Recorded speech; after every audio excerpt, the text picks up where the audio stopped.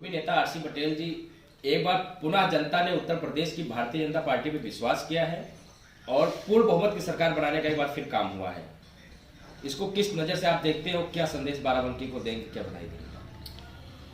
सबसे पहले उत्तर प्रदेश की जनता को बहुत बहुत धन्यवाद कि भारतीय जनता पार्टी की पूर्ण बहुमत की सरकार बनाई गई है और इसमें सबसे ज्यादा भूमिका हमारे उत्तर प्रदेश की नहीं पूरे हिंदुस्तान की महिलाओं की रही है कि महिला वोट डालने गई है तो उसने सोच विचार कर अपनी सुरक्षा को देखते हुए, अपनी रक्षा को देखते हुए उसने बटन दबाया, कमल खिलाया, बटन दबाती गई, कमल खिलाती गई, बटन दबाती गई, कमल खिलाती गई।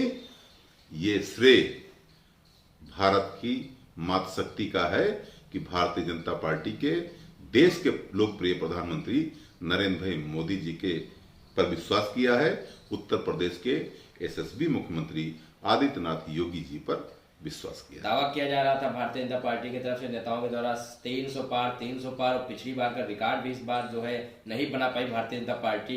इसको किस नजर से आप देखते हैं? देखो, बहुमत की सरकार भारतीय जनता पार्टी के रूप में आई है। 300 पार का आंकड़ा जो है हम नहीं छू पाए, ये बात आपकी सही है।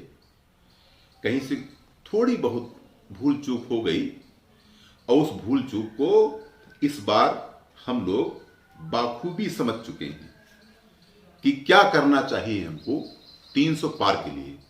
2027 में जो चुनाव आएगा अब की बार 300 पार करके आपको भारतीय जनता पार्टी दिखाएगी। जो कमी छूट भी गई है हल्की फुल्की, उन कमियों को दोबारा भारतीय जनता पार्टी अब नहीं दोहराएगी। बाराबंकी जनपद में 6 सीटें हैं। पिछले 2017 के चुनाव में भारतीय जनता पार्टी ने 5 में जीत हासिल की थी प्रचंड बहुमत के साथ में, लेकिन इस बार भारतीय जनता पार्टी को सिर्फ 3 सीटें मिली और समाजवादी पार्टी को 3 सीटें भी जीतने में कामयाब रही, जबकि एक सीट में बहुत कम अंतर से रामनगर और कुर्सी में देखा जाए बहुत कम अंतर की जीत हार का रहा। बिल्कुल अच्छी बात है। 2017 में भारतीय जनता पार्टी प्रचंड बहुमत से चुनाव जीती थी और 325 सीटें भारतीय जनता पार्टी के खाते में आई थी। 2022 में हम 272 कम अंतर की जीत हार का रहा। बिल्कुल अच्छी बात है। 2017 में भारतीय जनता पार्टी प्रचंड बहुमत से चुनाव जीती थी और 325 सीटें भारतीय जनता पार्टी के खाते में आई थी। 2022 में हम 272 सीटों पर ही रह गए। हमारी बाराबंकी जनपद में भी 2 सीटें कम आई हैं।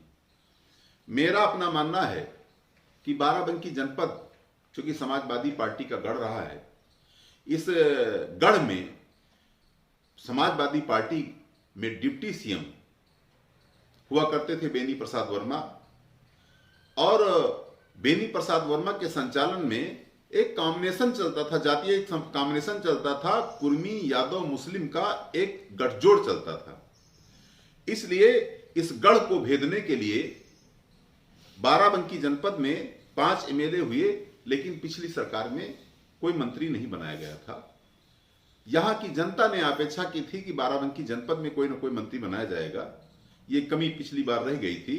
इस बार मैं आपके चैनल के माध्यम से ये सरकार तक अपनी आवाज पहुंचाना चाहता हूं कि भारतीय जनता पार्टी का गढ़ हो सकती है बाराबंकी जनपद। बाराबंकी जनपद को अब की बार कैबिनेट में एक मंत्री जरूर दिया जाए, ऐसी हमारी आपके चैनल के द्वारा सरकार से मांग है। और आने वाली जो सरकार बनी है तो बाराबंकी जनपद जो मंत्री की आप मांग कर रहे हैं, तो इसमें तो भारतीय जनता पार्टी के 3 लोग बने हैं, तो इसमें आप सबसे प्रबल दावेदार किसके रूप में देखते हैं मंत्री बना, किसकी मांग करते हैं? देखो, ऐसा है कि बाराबंकी जनपद में 4.5 लाख कुर्मी मतदाता है और बाराबंकी जनपद में बेनी प्रसाद वर्मा एक कद्दावर नेता थे। बेनी प्रसाद वर्मा के बेटे राकेश वर्मा चूंकि कारागार मंत्री रहे हैं और राकेश वर्मा को बहुत ही ईमानदारी के साथ चुनाव हुआ और कांटे की टक्कर हुई। उस कांटे की टक्कर में भारतीय जनता पार्टी के प्रत्याशी साकेन प्रताप वर्मा ने चुनाव कमल खिलाया है और भारतीय जनता पार्टी दोबारा फिर जीती है। इसलिए मेरा अपना मानना है कि पिछड़ी जात का अगर यहां पर मंत्रिमंडल में स्थान दिया जाएगा, मंत्री बनाया जाएगा, तो अगली बार 6 की 6 सीटें भारतीय जनता पार्टी जीतने में बाराबंकी में सफल होगी, ऐसा हमारा अपना मानना है।